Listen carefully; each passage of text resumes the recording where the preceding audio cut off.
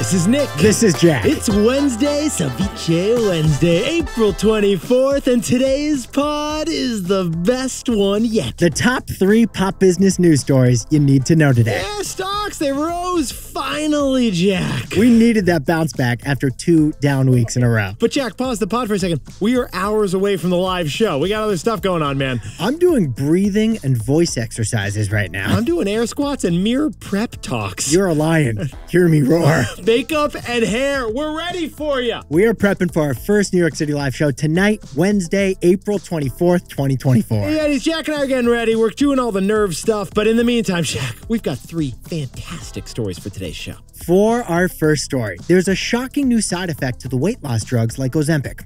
And that side effect is babies. Babies! Ozempic is accidentally causing a baby boom. For our second story, Apple is in talks to buy the TV rights to FIFA's new global soccer tournament. Jack and I call it the Super World Cup, and Apple is paying $1 billion for it. And our third and final story, Verizon stock has barely budged the past 20 years. Just a little bit. But when you add in dividends, the stock is up 300%. So we want to talk to you about dividend divas. The divas of the dividend. But Yetis, before we hit that wonderful mix of stories. I mean, now that is a mix before a live show, Jack. I'm feeling great, right? Are your stomach okay? How you feeling? I feel great. You look great. You're looking fantastic. I'm drinking tea. I'm sipping, resting my throat a little bit. Actually, Yetis, Jack and I are drinking a lot of lozenges and tea. That's how you prep for a live show. But Yetis, speaking of live show, Nick and I had no idea we would become podcast hosts when we grew up. Yeah, it's funny. We had no idea because growing up, this was not an actual job. This job was not a job when we were growing up. I mean, like podcast host, that wasn't an outcome on those career tests that you take in high school, Jack.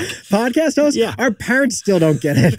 No, it's like radio, but it's digital. But digital. Yeah, but it's digital. Now, that's one reason we're actually so pumped we have our live show tonight. Yeah, because a podcast live show isn't just new to us.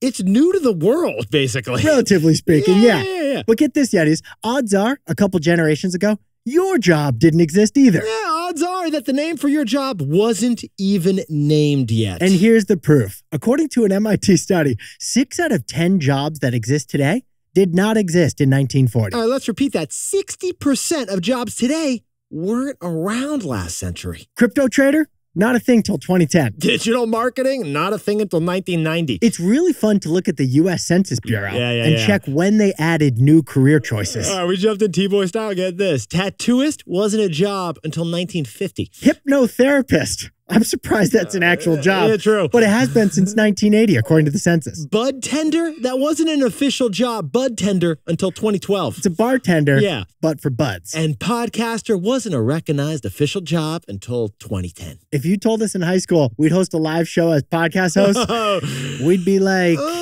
yeah. Confused? So I'm in the iPod, Jack? Are you in the iPod? Who's in the iPod? Yetis, if you got a job that didn't exist a few years ago, you got to let us know. Maybe you're a plant-based meat critic? Is that a thing? Wasn't a thing 5 years ago. What do you do today that didn't exist when you were a kid? Jump into the Spotify Q&A and tell us your career that's pretty darn new. Or comment on Instagram at TBOYPod. What's your job that didn't even exist when you were a kid? Grandma, it's podcast host.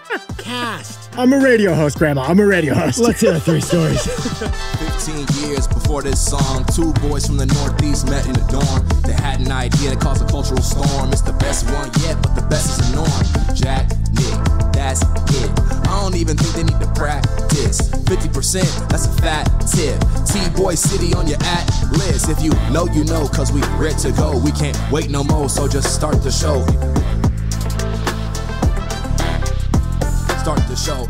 For our first story, the biggest surprise in medicine right now, it's Ozempic. Oops, babies. It appears the miracle weight loss drugs are causing a baby boom by accident. But Jack, let's start with the money. The biggest public company in Europe. Who is it these days? It's no longer a fashion company, but it is a fashionable company. Yes, it is. It is the pharmaceutical giant Novo Nordisk, which is Europe's most valuable company now. They make Ozempic and Wegovy, the two miracle GLP-1 weight loss drugs everyone's talking about. But Yetis, Jack and I have told you right now, we are living in the Ozempic economy. Because an estimated 1/3 of Americans could eventually be on these miracle weight loss drugs in the coming years. That's why we talked about the Ozempic effect. Like, this drug's ability to chemically reduce cravings has hurt the stocks of snack and junk food companies like Krispy Kreme and Pepsi. They're feeling the Ozempic heat. Twinkies is existentially concerned. People are bearish on Bear Claw making cookie companies. But Yetis, you knew that story already because we've told it a few times on this pod. But did you know about Ozempic's new surprise side effect? We didn't until we just heard about it.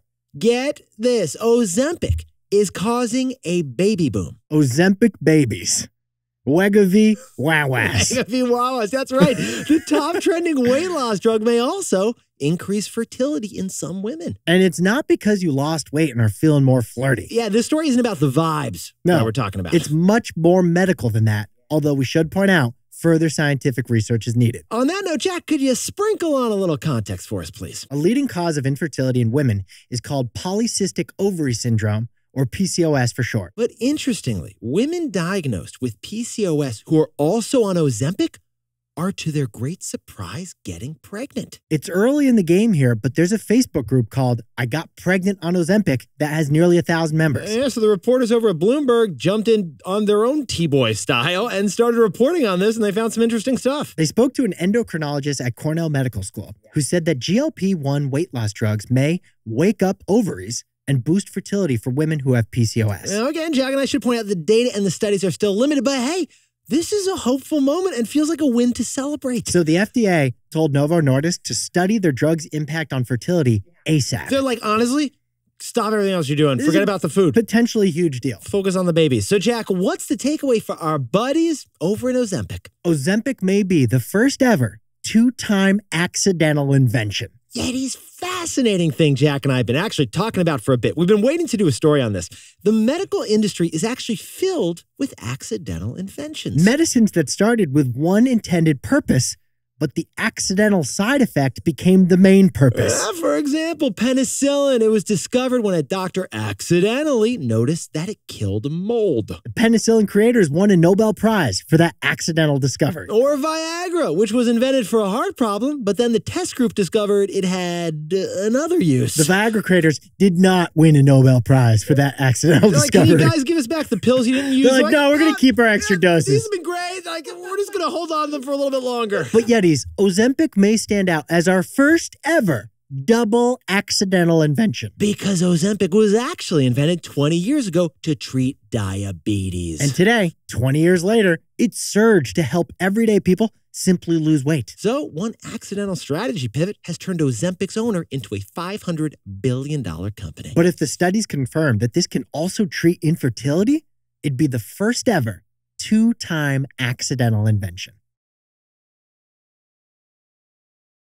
For our second story, next summer, FIFA is going to host what Jack and I are calling the Super World Cup. This soccer tournament is the biggest streaming opportunity ever, and Apple is reportedly about to buy it. Now, Jack, you and I, we like to plan things in advance, but we already know what we're doing in 2026, don't we, man? We're watching the World Cup. Yeah, the World Cup, it's coming to the United States, Mexico, and Canada in 2026. We're hosting a joint soccer party, us and our northern and southern neighbors. It's going to be a laugh ride. Now, you already knew that, Yetis. But there's another World Cup tournament you probably didn't know about. Get this. In 2025, the United States is going to host the Mundial de Club, a new global tournament that FIFA is really excited about. Translation? Clubs of the world. Yeah, Jack and I, though, call it the Super World Cup because this is like the Super Bowl and the World Cup combined. This is a World Cup style tournament, but instead of national teams competing against each other, it's club teams. Yeah, like instead of Team Germany, it'll probably be Bayern Munich, the Bundesliga champs. Instead of Team USA, it'll probably be the Seattle Sounders, the top MLS team. And if Richmond AFC wins the Premier League in Season 4 at Ted Lasso, then they will qualify for this Super World Cup tournament. As a soccer fan, this is exciting. because we've seen friendlies between like Real Madrid and New York City FC. Yeah, random games. But those are friendlies. There's no stakes. They don't even try hard. Yetis, this is like if the New York Yankees played the Tokyo Giants in the Intergalactic World Series of Earth Baseball. It's a whole different kind of world sports tournament. And for the first time, 32 teams will compete in this Club World Cup, and it all goes down next summer. Right here in the United States. Now that's exciting, but that's not even the news, Jack. The news is that Apple is going to own this tournament. Now, Bessie's not quite official yet, but multiple sources indicate that Apple is the frontrunner for the complete media rights to this entirely new tournament. It makes sense. Apple already owns the 10-year streaming deal for MLS here in the United States. Right. But like, this isn't U.S. streaming rights, Jack. This is way bigger, man. This is a global media deal that gives them the exclusive right to show these games across the entire planet. I'm sorry, I need a whistle, though. Yellow card. Jack, one sec. We got to pause the pod. Can you sprinkle on some context, please, as to how big this is exactly? World soccer tournaments are a whole new bar game when it comes to viewership. 1.5 billion people watched Argentina versus France in the final of the last World Cup. That's 10 times more viewers than America's Super Bowl. Okay, so if the viewership for this new Super World Cup is just even a fraction of that, then Apple gets a huge catapult. Not to mention all the Ted Lasso spinoffs. Jamie Tart versus Lionel Messi, who you got, Jack? Jamie Tart season 1 or Jamie Tart season 3? Trick question. I know he's only in season 2. That is not correct. That's not correct at all. I'm not falling for it, Jack. So, Jack, what's the takeaway for our buddies who love soccer over at Apple? To become a whole world company, Apple is betting on the whole world's game. Yeah, it is. The most interesting part of Apple streaming this Super World Cup is actually the audience. Because the iPhone, it's $1,000. It's a first world product. Yeah. Oh, plus $200 for Apple Care on top of the iPhone? That's more expensive than homeowners insurance. And yet that is why only 20% of the world uses an iPhone. But if Apple wins this streaming deal for this global soccer tournament, then it would reach the other 80% of the world. Because the world would have to download Apple's TV app to watch the game. Which means many in the low-income world might encounter their Apple product for the first time. And that's why for that tremendous marketing opportunity, Apple is reportedly going to pay $1 billion, according to reports. That's after Apple has already paid $2.5 billion for 10 years of the MLS. Besties, the first world uses Apple products, but the whole world loves soccer. That's why Apple is now betting a $3.5 billion wager on the world's game. For our third and final story, Verizon stock looks disconnected. Verizon, it's only grown 20% in the last 20 years. That is not exactly exciting. But don't underestimate the dividend. Don't underestimate the dividend. We've been looking at Verizon stock all wrong. Oh, Jack, the three most hated companies in business, the VAT, the VAT. Verizon, AT&T, and T-Mobile. Representative!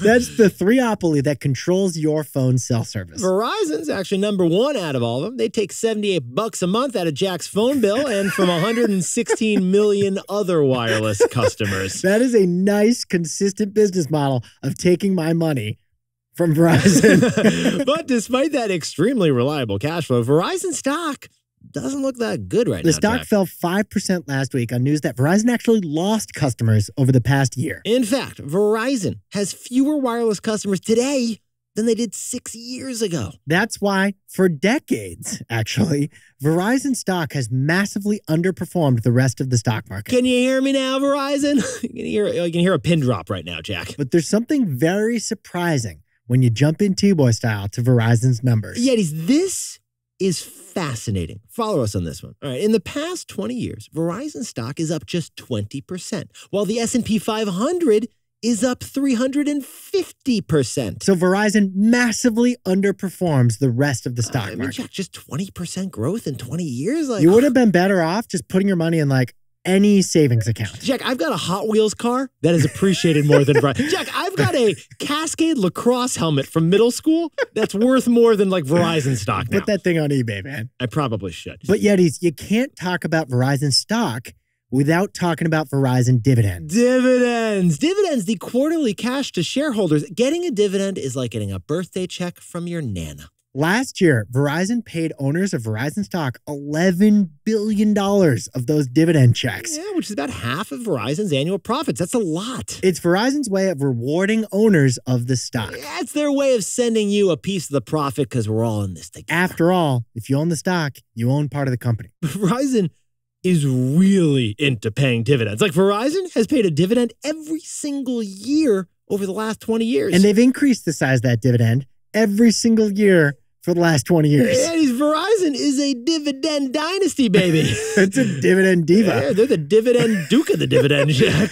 Owning Verizon stock is not about the stock at all. It's about the dividend. Yeah, Verizon's dividend. It's actually one of the biggest in finance. It's equal to about 7% of Verizon's stock price. So if the stock is $100 a share, each share got a $7 dividend check last year. Verizon is one really nice nana. So, Jack, what's the takeaway for our buddies over at Representative Verizon? When it comes to an investment, the dividend can be the decider. Yeah, these exciting tech companies, they don't pay dividends. They prefer to reinvest that cash into growing their own companies. Like by building a humanoid robot or something. Boring companies like Verizon, they pay most of their profits out as dividends. And actually, when you look at the numbers, that is not boring at all. We told you twice already that Verizon stock only rose by 20% in 20 years. But if you include dividends, then Verizon stock is actually up 300% in the last 20 years. It's a night and day difference, whether you're including dividends or not including dividends. Oh, and Jack, we got to include dividends because dividends are like the main reason why you own Verizon stock. So Verizon stock was really up 300% in the past 20 years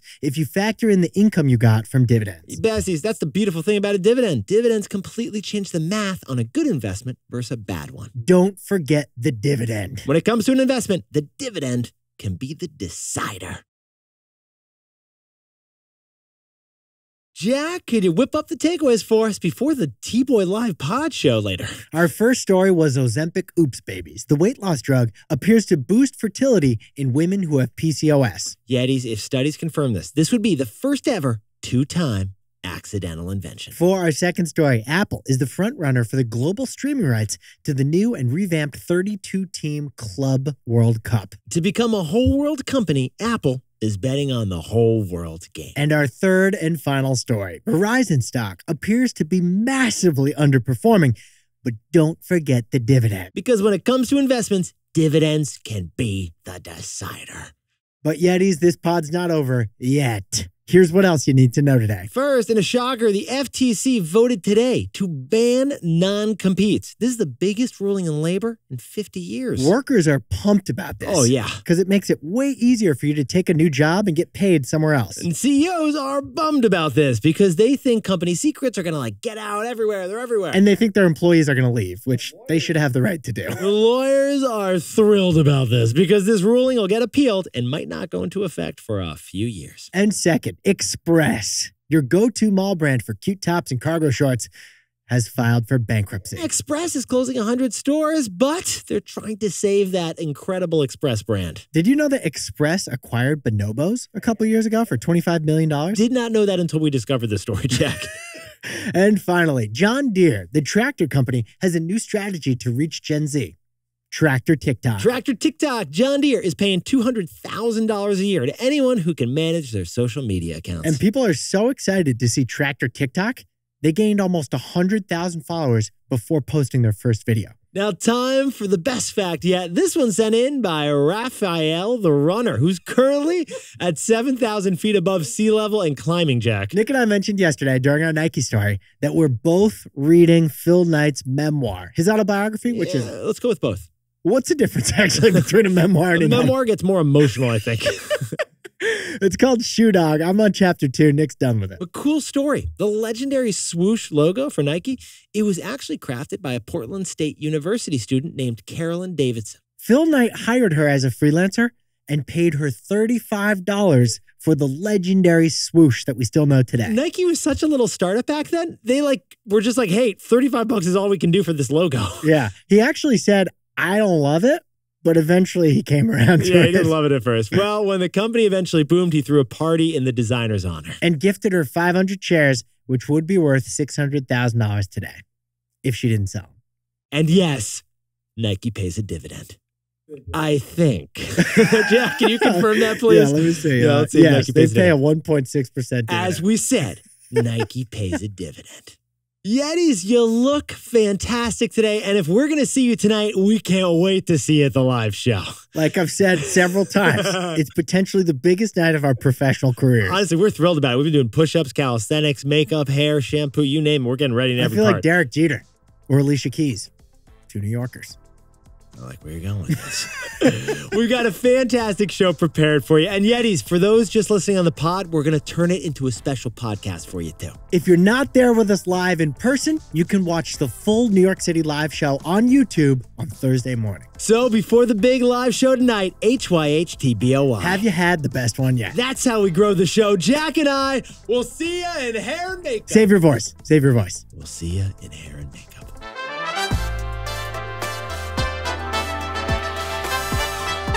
And before we go, a happy 10th birthday to Yeti Neem Pandit, who's enjoying that celebration down in Charlotte, North Carolina with some barbecue. And happy birthday to Go Tommy from Austin, Texas, originally from India. And Marjorie Zalea over in lovely Los Angeles likes llamas and her fiance and birthday cupcakes. And happy 27th birthday to Trusha Chandon in Pasadena, California.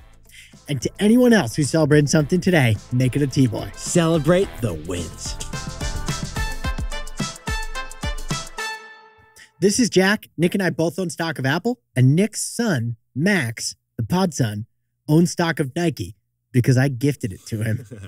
Not on his first birthday. No. I think it was for his birth. Yeah, it was for his birth. I actually encouraged Nick to open a 529 savings account, and I endowed him with the first share of stock. So Maxie is one share of Nike. You're down 15%.